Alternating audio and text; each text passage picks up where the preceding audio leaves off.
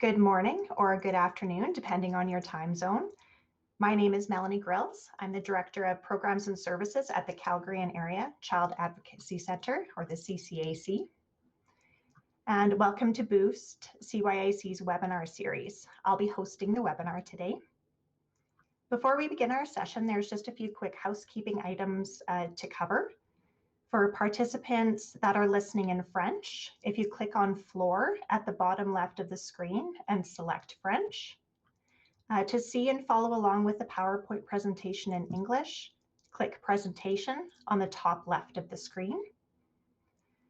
Feel free to download the presentation in both English and French by clicking on Documents on the right. There'll be a Q&A during the last 5 or 10 minutes of the webinar. To submit your questions, please go to the toolbar on the right, click Messaging and then Participants and type in your question. You can submit your questions at any time. There'll also be a few points within the presentation where I might ask for some feedback from participants, so I'd encourage you to use that function there as well. And if you're watching this webinar in a group, please enter the number of participants in the group by clicking Messaging and then Participants. So we'll now begin our discussion. I just do want to take a moment before we get too far in to thank Boost for organizing this opportunity. These webinars are a great way to connect us on a national level to the amazing work that happens at CACs and CYACs, and appreciate that this topic was chosen as an area of interest. And today we're going to cover implementing a remote testimony room and sharing insights and findings. There's really 4 main things that I'm hoping we can cover in our time together today. I want to just share the story of the implementation, and hopefully you find some learnings from our successes and challenges that we've had along the way. To take away some tangible tools or advice to assist in striving for success in implementing a remote testimony room. To hear about the future of this resource and plans we have, as well as the possibility of sparking or creating the opportunity for connection on a national level to be able to look at how do we support and provide this resource to kids across Canada.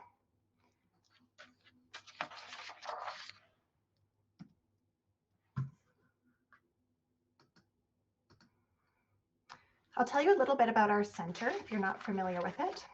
So the Calgary and Area Child Advocacy Centre is a not-for-profit organization that works in a collaborative partnership to investigate, intervene, support, prosecute, and help treat children who have experienced child abuse. Last year, we became involved in over 2,000 files. The year before that, it was 1,600, and so definitely on the increase.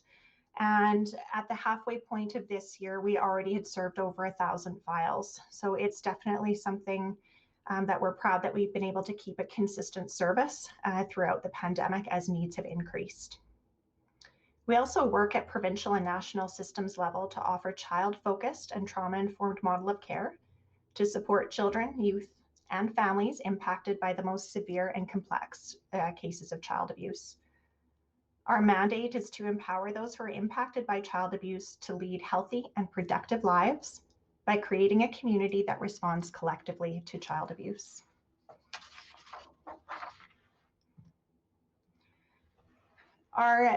We are located in Northwest Calgary, and we have approximately 3,000 square feet of space available for our child space. We have 5 interviewing rooms and monitoring rooms, medical exam rooms, on-site therapy, and of course, on-site victim support.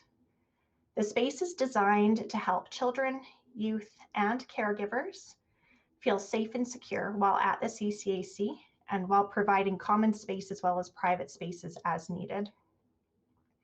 And this is an invitation in non-COVID times. We love to give tours.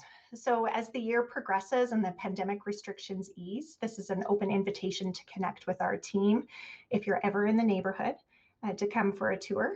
And we know that our consistent feedback from whether it's donors or families or other professionals touring the space, that our space is warm and inviting for people that come into it. And of course, a big part of that warmth comes from the team that makes up the CCAC. So from the first moment a child and their support walks into the CCAC, they're greeted by our receptionist, Roshni, who you see pictured there. And we ensure that they have what they need to make sure their visit is comfortable. We have a child life specialist in the space to help explain what will happen and who they will meet during their visit, as well as provide age and developmentally appropriate activities while they wait. And just an example of the feel of our space and the commitment of our team, I was in the space one day chatting with our child life specialist, and a 4-year-old came up to her who had just completed a forensic interview. And she asked the child life specialist if she could come back and play sometime. So stories like that are a testament to the safe and secure environment that the team provides to the children.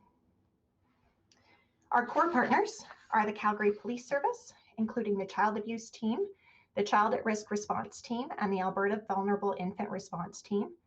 We have RCMP on site, Children's Services, Alberta Health Services, both medical and the therapy team, as well as Crown prosecutors on site as well. We also have a victim support team, forensic interviewers, the prenatal outreach support team, an education coordinator, an evaluation specialist, an Indigenous liaison, the child life specialist. We have 2 wonderful facility dogs, volunteers, and of course, our wonderful administration team that keeps us all on track. So I could talk about the CCAC for hours, but what I want to highlight is the unique partnerships and relationships that we have because we have the opportunity to work under one roof together. But as you all know, working in this field, the collaboration doesn't start or stop under a building. We work with different police units, such as the Domestic Conflict Unit, Internet Child Exploitation Unit, as well as the RCMP members and our victim support team work in detachments in Southern Alberta to act as a resource and support on files. So like all of you as well, and we also work very closely with our community partners to help ensure that children and caregivers are connected to the resources that they need. So just on a note on the language that I use remote or virtual testimony interchangeably. But for the context of this presentation, I use it specifically regarding the remote testimony that happens at the CCAC, so at our center. There are child safe rooms in courthouses, but those, while a step in the right direction, don't always provide the same benefit to the child and their supports. I'm going to try a little something here. I'm hoping it works, but I just wanted to ask you as participants, as we start to put ourselves in the mind of what the benefits are of virtual testimony. I'm curious if you could go into your message function there, and I'd like to take a moment to hear from you. So if you put yourself in the place of a child or youth who is waking up in the morning to go testify at court, what are some of the thoughts the child might be having, and what might be some of their concerns or worries? And I think Sergio, who just is pointing us in the direction there of the messages. Thank you, Sergio. Yes. Thank you. Afraid to see their offender. Will I see my abuser? Running into the accused, feeling like they might be doing something wrong. Who's going to be there? What if I meet the person who abused me? Afraid to make a mistake? Yes, these are all excellent examples of what a child might be feeling. Having a large police presence. Our Calgary courtroom house is quite large. Oh yes, thank you, Mackenzie. What if they don't believe me? The scariness of the courtroom and the unknown. And again, what if I say the wrong things? Thank you all so much. And because this session is being recorded, just a note, I am speaking out as much as I can, covering as much as I can of what's in the chat, so that people who are listening to the recorded version can hear some of what was put in here. And I'll just add in a few more here. Will anyone believe me? And afraid the lawyers will be mean to me. So all of those things are going on in the mind of a child just that day of. And And we all know those are the things that go through their minds as well as they're preparing for court the weeks and months before. And I'm going to ask you another question here. So we'll start typing in a minute. But what about the child's caregiver? What may they be experiencing that morning they wake up having to attend court for that child?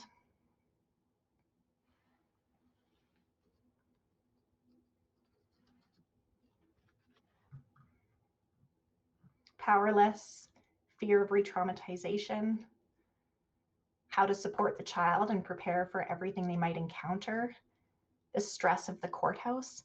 I sometimes think of when I go downtown and I'm so nervous about, can I find parking? Those are the things I would be worried about that morning. How will they act? They might have their own trauma issues, having to experience the traumatic events again. Will this child be upset by the experience? Also worried about running into family members and the accused, worried that they can't help their child. Oh, is it even worth it? And yes, how to remain calm and supportive for the child and wanting to protect their child from defense questions. Yes, all of those would be things that are running through that caregiver's mind. And we all know that, how we present to our kids can make a big difference. And so those caregivers are having to manage that as well on that day of court. And then unfortunately, some caregivers have huge expectations for the child, making sure the accused is held accountable, right? So sometimes, and I would think that's for the child as well, that if I don't do a good job, this person could go free, which of course we know isn't the case, but is absolutely something that people might be thinking as they're going throughout. You've covered a lot of this, and thank you so much for your participation in that. And you've covered some of what we're going to talk about here. And this isn't meant to be an exhaustive list about the benefits of virtual testimony, but there's a few things here I want to cover. The quality of the child's testimony. So having a safe place for that child to be, often somewhere they've often been to our center before. So they know what to expect. They know who they'll see there. They know their supports. And that can put them with a feeling of comfort and safety to be able to tell their story. There's wraparound services available. So at every turn, the child is in a safe wraparound environment. We believe it reduces system-induced trauma. And as you've all mentioned here when we talked about for the caregiver supporting, the environment is safe, supportive, and calm. And again, as you pointed out, many of you pointed out in the chat there, this eliminates entirely the possibility of seeing the alleged offender and also seeing potentially the accused or their supports. And so again, it keeps them wrapped up and safe. And now we're grateful for, not just because of here in Calgary, but there's other places as well that precedence has been set for remote testimony for kids. So in Alberta, now both at the provincial and of course at the Court of Queen's Bench level, this has now been done and has been approved by courts, and it has happened successfully. We've had it successfully happen out of our center, connecting in with the Calgary courthouse, as well as in rural courthouses.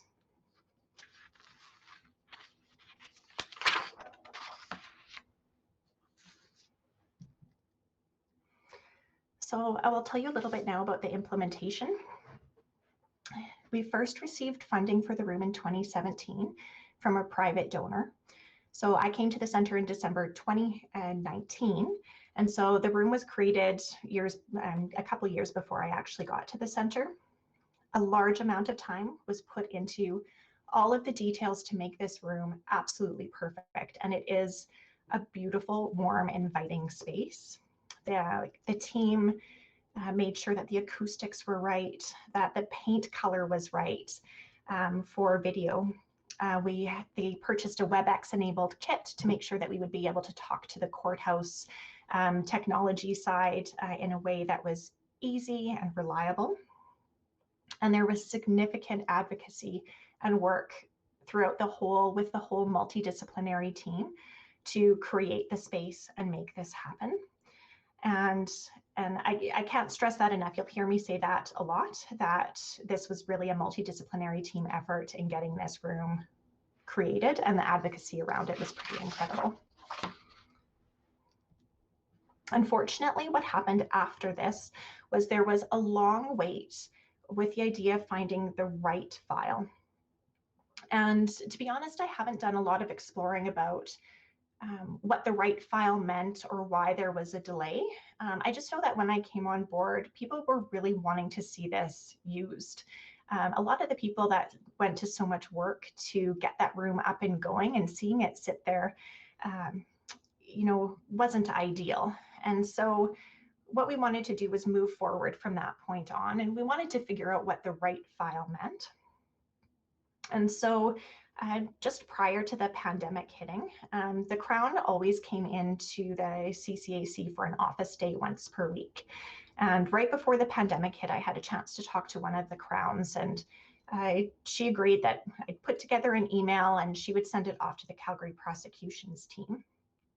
She actually ended up sending it to the Chief Crown Prosecutor for Calgary Prosecutions, who, as planning and luck would have it, she's also a board member and a big advocate for our center. So the Chief Crown then sent out that information to the team, and we got the conversation started again.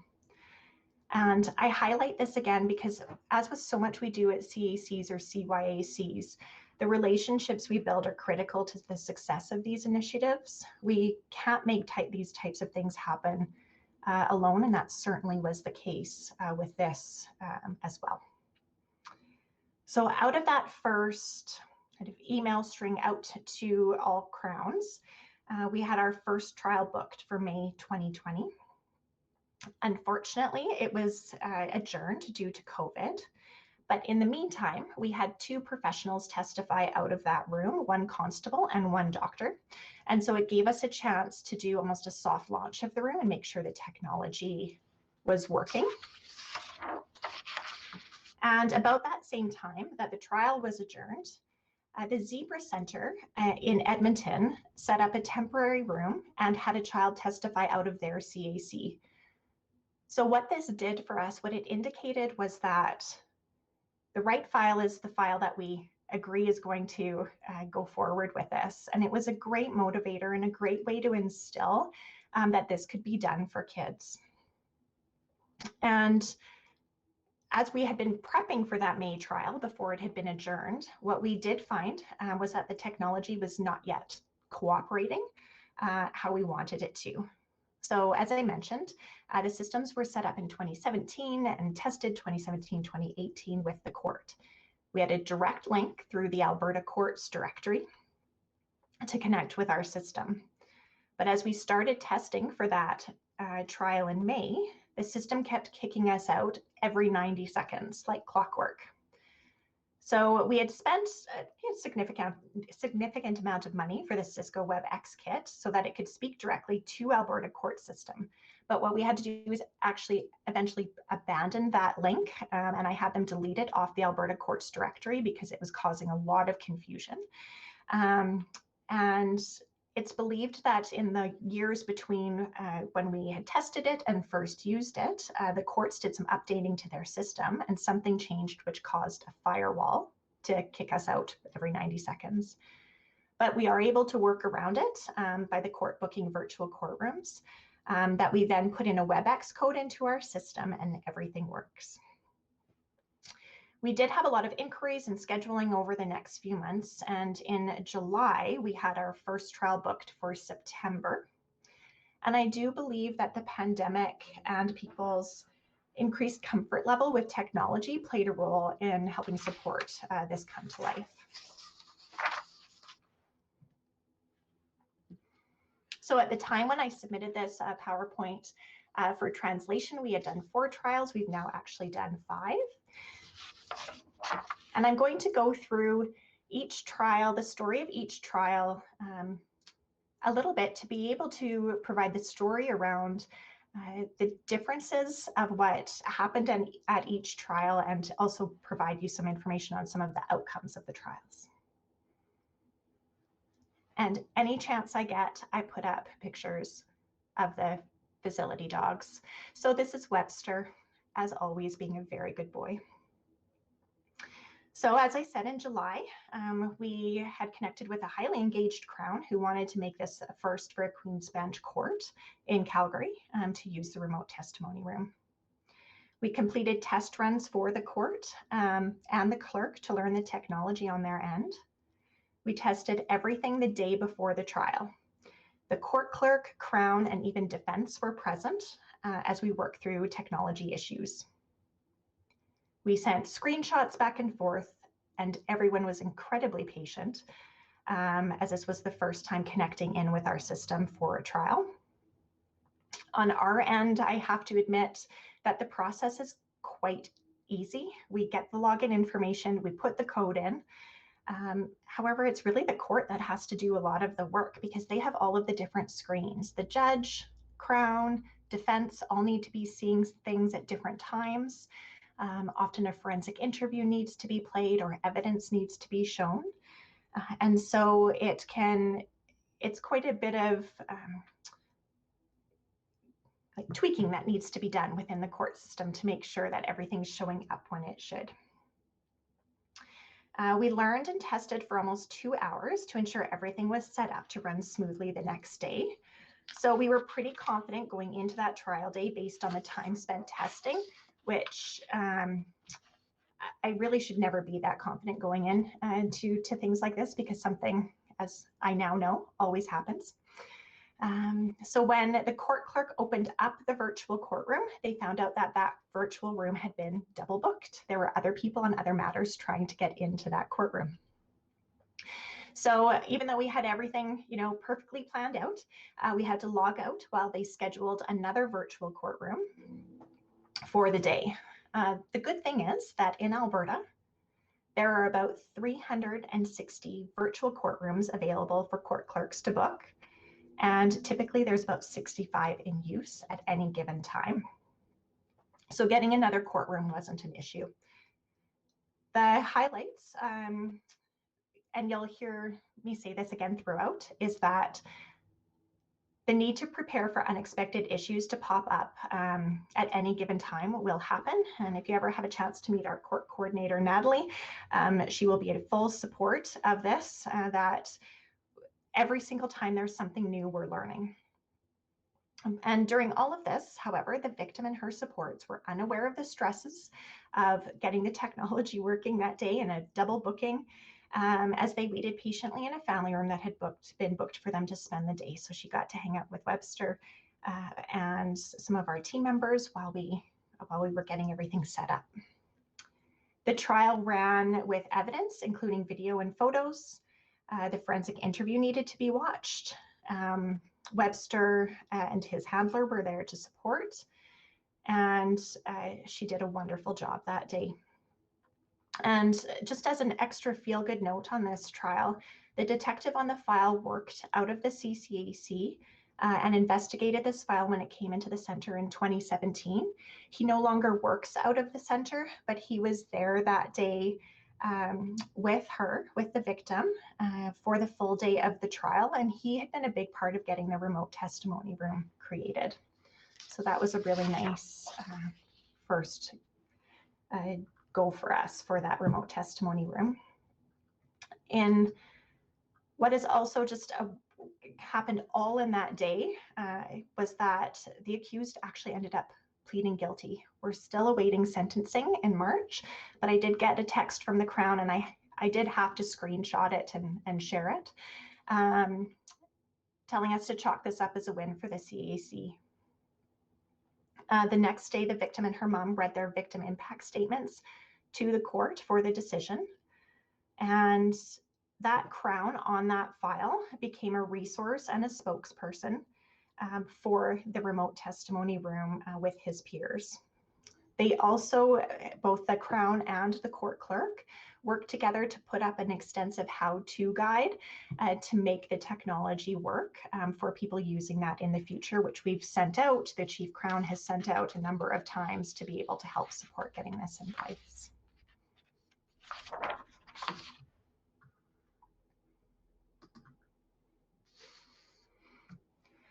So the second trial, there were 2 victims, and for one trial, we had a different trial scheduled, but that was subsequently challenged. There was concerns from the courts that the technology wouldn't work in a provincial courtroom, but we had a win in Queen's Bench, but we were still trying to convince provincial court that this is something that would work. And so the second trial was also a Queen's Bench trial. It took place less than a month later. 2 victims on the file testified and the families were supported at the CCAC.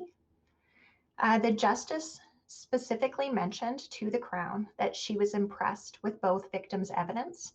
She found them to be honest, calm, forthright, and fair. And we do hope that the environment that we provided for those 2 that day helped them be able to provide that level of testimony. They were not shaken in their evidence on a skilled cross-examination, according to the justice. So we had another success at Queen's Bench. And again, the Crown and the court clerk were invaluable to ensuring that we could test and work through any issues. At the end of October, we had a request to see if an adult victim in a domestic violence case could testify out of the CCAC for a jury trial. And of course, this was out of our usual mandate, but wanted to assist if we could. The remote testimony room was already scheduled for that week, so within 2 weeks' time, the team came together to set up a second room. It's really, you'll see a picture of it later. It's not as pretty as the first one, but it'll get there.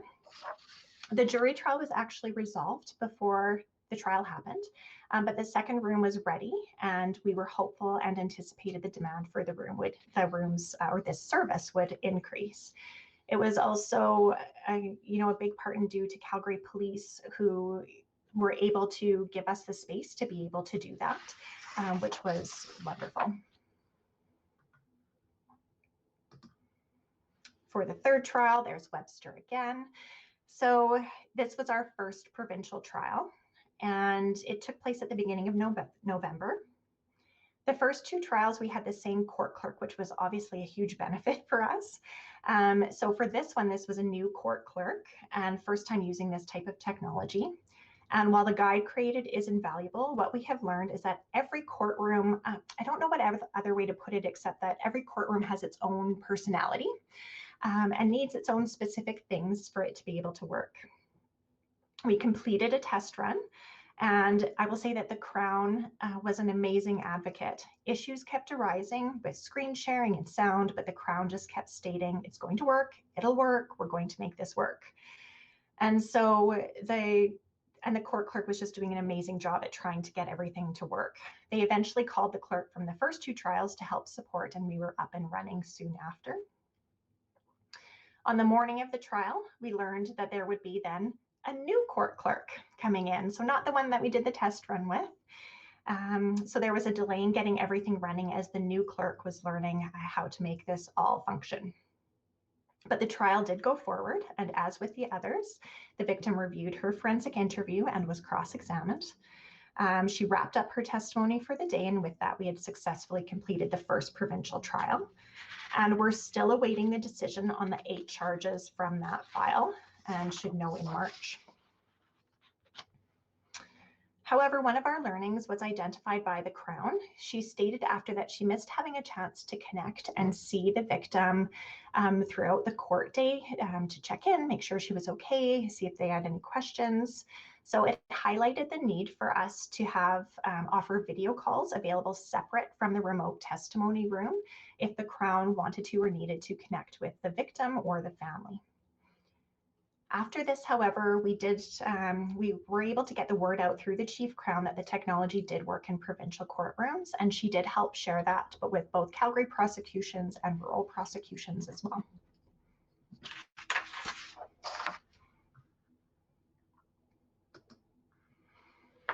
For the fourth trial, there was technology issues, and by this time I had stopped coming to everything because our court coordinator is so capable, and I just did a lot of fretting, and so she handled it beautifully. This was another provincial court matter. There was no testing done prior because the scheduling didn't allow for it for the court on the court side. So it took a while on the morning of the trial to get everything sorted. And then halfway through the viewing of the forensic interview, the video wouldn't play. So they had to reset the system at the courthouse. Our court coordinator handled the pressure much better than I ever did. And the child and family were throughout the day, they were supported throughout the day by Webster and his handler. And it did eventually all happen and work out. On this one, we're also awaiting the decision at the beginning of March.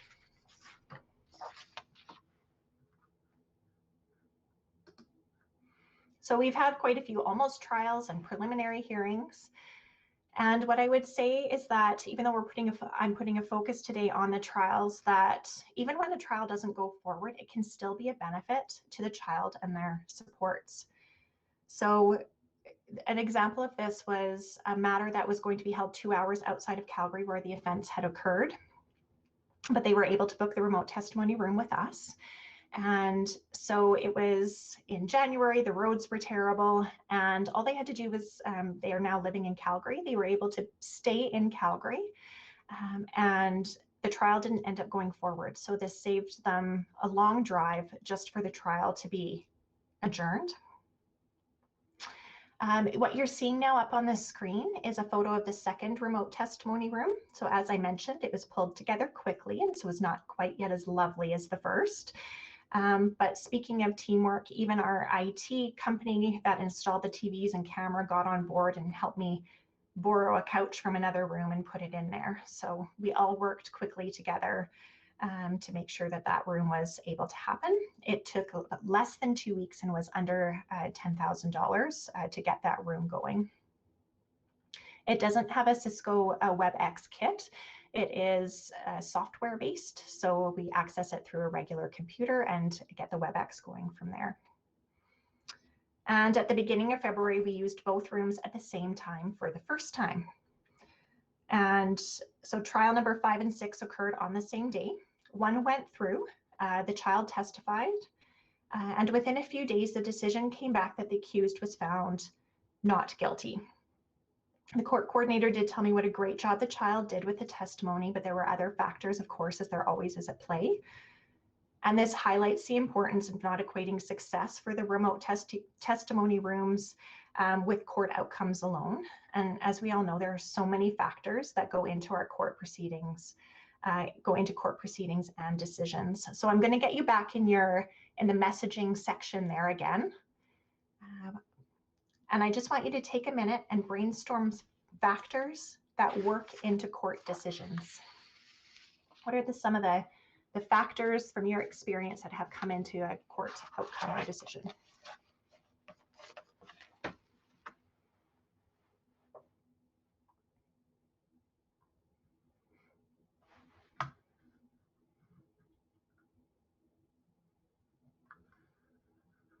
I'm flipping through things here.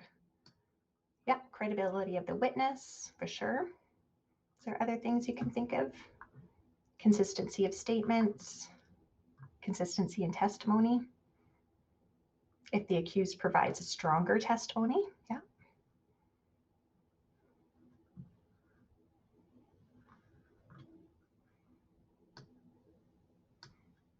The quality of the interview, the evidence available,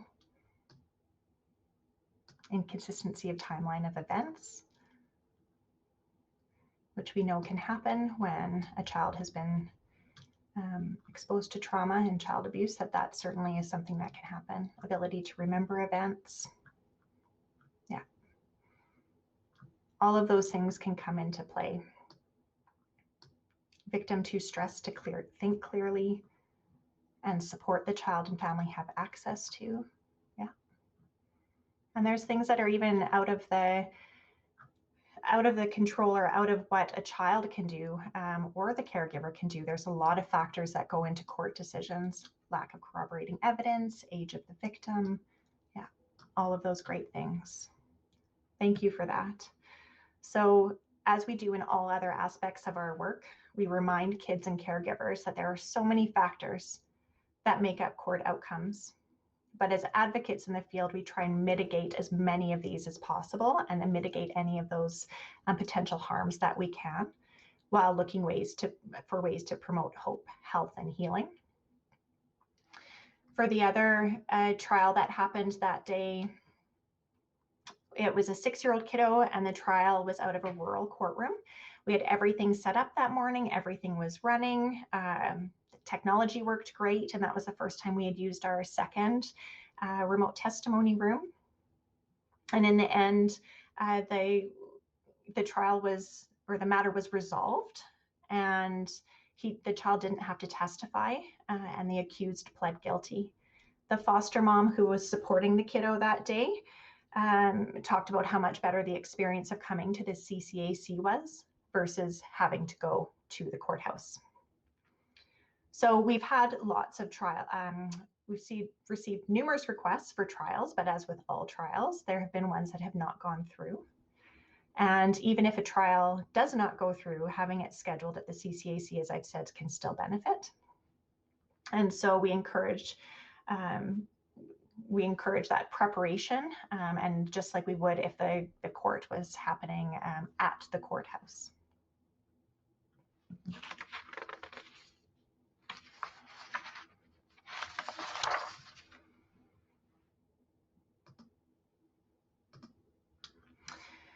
I didn't know how else to put this, so I just put there's something new every single time.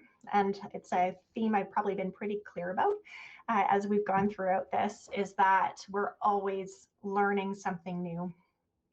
And it's been stressful and great at the same time. And there's always, it's been largely myself at first, and now more recently our court coordinator that's taking on most of the requests and scheduling for virtual testimony. And her and I have had conversations about how neither of us expected it to take this much time, how we've not ever really thought we would be talking about the kind of technology we're social work backgrounds, and but as an organization, we're committed to taking as much time as we needed. So if we need to sit for 3 hours on the day before a trial to make sure the testing is good, that the Crown and clerk are comfortable with that technology, that's exactly what we will do. If we have to be there early in the morning before the trial starts, we will do that too. And so we do hope, of course, that as we do this more and more, that those types of things will become less, that something new will become less, and it'll become more standard. But I think we're a little ways away from that yet. But what we want to do is ensure that technology is never a barrier to a child having the ability to testify at the CCAC. And we've never had to, a matter has never had to been put over or adjourned because the technology doesn't work. We've always made it happen.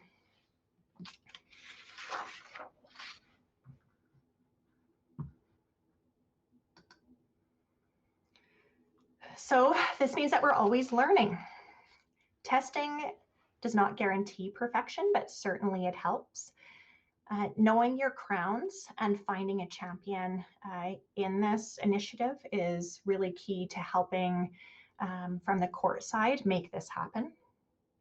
And the Crown and clerk need to be willing to walk through the technology learnings and work through any real or perceived difficulties while there is learning. I always love to say always do a test run, but that is in a world, that's an ideal world. We know sometimes we have to wing it, and that we need to be there to support that as well. And even if you do, as I said, the most perfect test, something goes wrong, and that's okay. On the trial that just went forward at the beginning of February, for example, the sound kept echoing.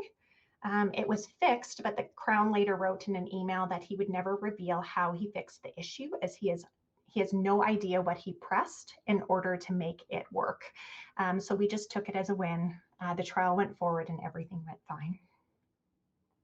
As I've mentioned before, virtual courtrooms can be double booked, but this really, the heading maybe more should have been, again, expect the unexpected. Strange things pop up. But we've always managed to resolve them and make it work. And working with Crowns, both Calgary Crowns and rural, sharing and updating the guide, working with Alberta courts, and sharing success stories.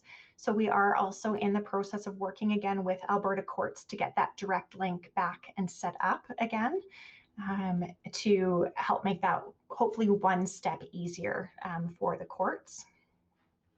And I believe that a lot of this is really also sharing the success stories and the good news that comes out of these experiences for their families, again, regardless of court outcomes.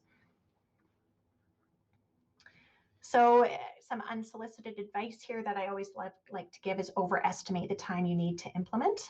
It's taken a lot of time. And again, as I've said, it's our organizational commitment that we're going to do that. But we will look how to support this important resource from a staffing and volunteer perspective down the road, as we're hoping to see this become more of the default for kids providing a testimony. And to that point, we really want this to become the standard for children and youth testifying in court. The child-friendly rooms at the courthouse also have technology issues. But the added piece is or the added layer of anxiety is that because the child is not right at the courthouse, it can, the perception can be that makes it more difficult. So we'll need to continue advocating and sharing those success stories. We want to develop guidelines for use. And this has included having the conversation about whether we might be able to support kids who are providing testimony that aren't necessarily clients of the CCAC. And so we haven't dove too far in that yet, but that is something that if we're able to be supported by outside organizations for what that day could look like, it is a safe space for kids to be. And there's also always developing policy. And so just yesterday, the court coordinator sent a message stating that the Crowns are now needing to apply at least 30 days in advance for remote testimony. And we have had trials booked months before, and we've had things happen the week before.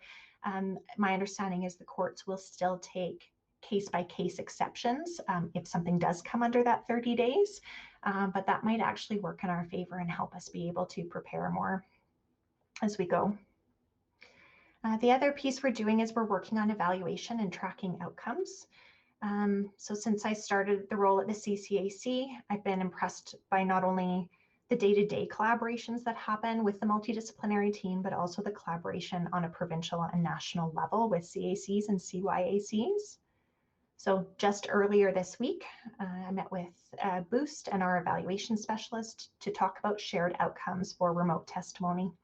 So what we're hoping to do is put together a core group of questions that we would then be able to benchmark data together and learn from each other about some of the challenges or opportunities that might come with a resource like this. And so we value those partnerships and hope that part of what this webinar can do as well is provide a connection point for further conversations.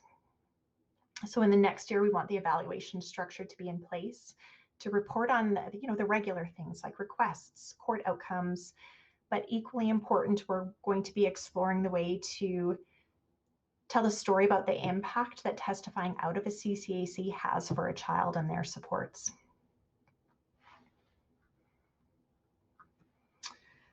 And so on a national level, we want to put the same care into providing kids having to testify as we do into forensic interviewing and attending the CAC for any reason. And it comes down to that trauma-informed practice. We want to share this information. We want to promote this as best practice as kids and their support go throughout the court process. So we also want to look at the learnings and gathering information informally on how this was for kids and their supports. Families have stated they reported feeling comfortable, being glad not to have to go to the courthouse. And we have had official and unofficial feedback on the quality of the testimony that has been provided at the courtrooms. We're very proud that we've been able to provide that for kids and their families. So that leads me to this. This is a chance to certainly ask questions and connect in, but it's also an invitation to connect with me at any time. As you can tell, this is something we're very proud of as an organization, but more importantly, we would love to be able to help and build capacity. I'd also love to learn what else is happening out in Canada and other parts of Canada for this type of resource. I don't really have a sense yet of how much it's being done in other provinces. And so would love if there's anything you want to add into that messaging now.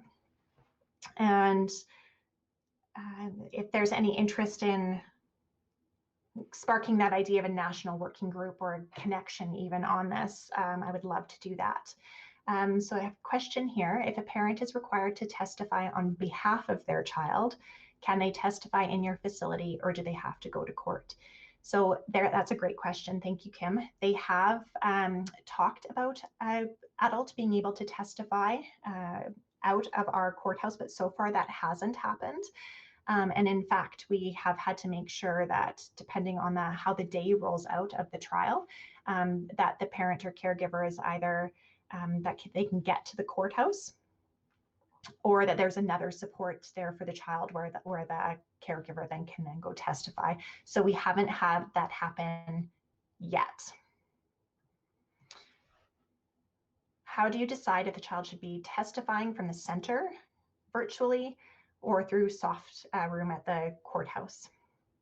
So actually our preference would be that it's always offered that the child or youth can testify at the center. We're still working on that, but it's not really our decision. We can bring it up, we can advocate it for it, and then in the end it has to be the Crown deciding what they think will be best for to get the outcome they're looking for from that file. And of course, we want the child and youth to also have a voice in that. So I know it's been offered at least once where a youth said, actually, I want to be in the courthouse and be testifying there.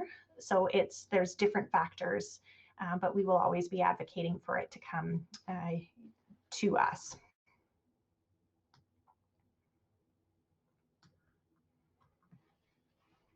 Has there been pushback at all by defense? No, and actually, like I said, for that first trial, the defense was there helping us make sure everything worked properly. It was pretty amazing. And because kids already have the right to testify in a child-safe room, really the only other piece is that it's not on site. And so I haven't heard of an application to the court to use this being turned down, but that could have happened, but I haven't heard any stories to that effect.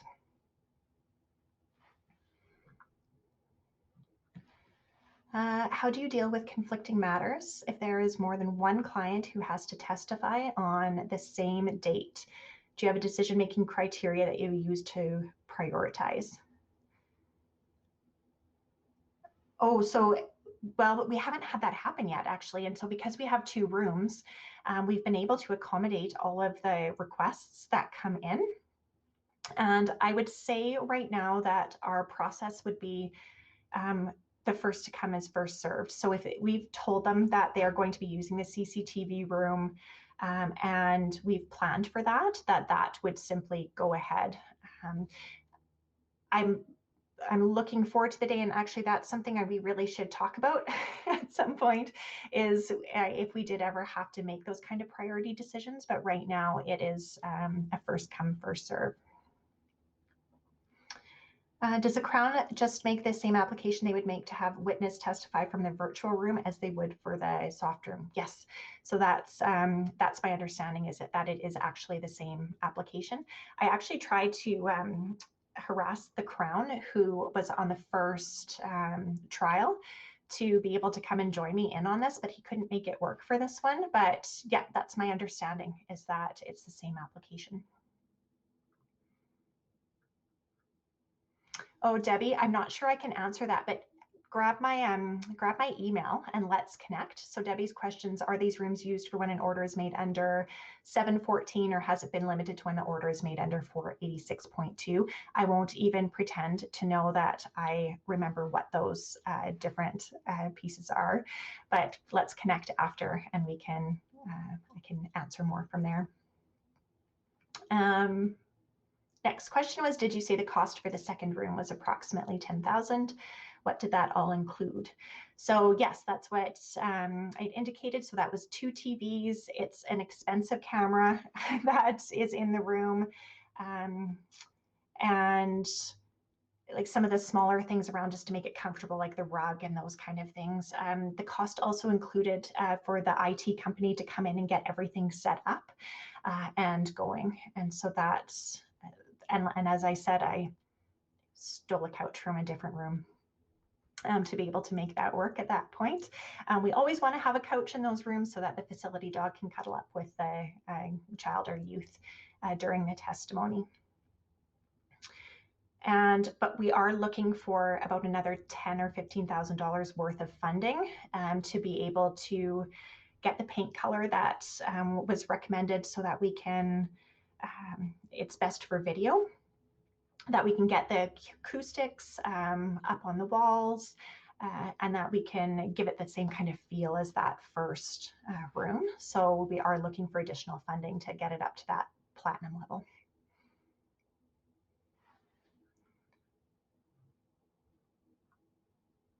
Oh, suggestions for a funding proposal. Debbie, I would love to connect with you later about the 714. I can't pull from my brain right now under what order or section, but would love to connect with you after. Any suggestions regarding funding proposal? I don't know. I feel like really the luckiest person ever because we have a fund development person who just seems to know who to ask. So right now she has asked a company to see if we can get that funding. But like I said, the first one was from somebody who was just a really engaged donor and knew the center well. So that's something I'd also love to keep in touch with about if we find some funding sources that might match up, that maybe we can keep each other in touch with that and let each other know. Mentioned policy. Do we have a policy written up that you would be willing to share? Yes, I have a draft guidelines for this and I would be more than happy to share that. I would get that to, I'll get that to Pearl and she can, I think she can post things up when this is actually with the documents up on the site. So we can add that to it as well. And also if you just email me individually, I can get that to you.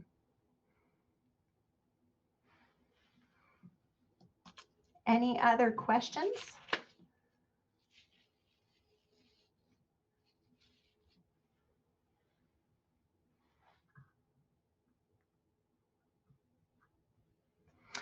Initially, so Tia's just asking, did you have meetings with justices or was it all done through Crowns? So when it was first, when it first started and the conversations were happening, there were justices involved from what I understand. But from then it's all been with Crowns. From 2019 on, it's all been with Crowns. Oh, and Pearl's saying we can't post documents, but Pearl can email that document out to everybody.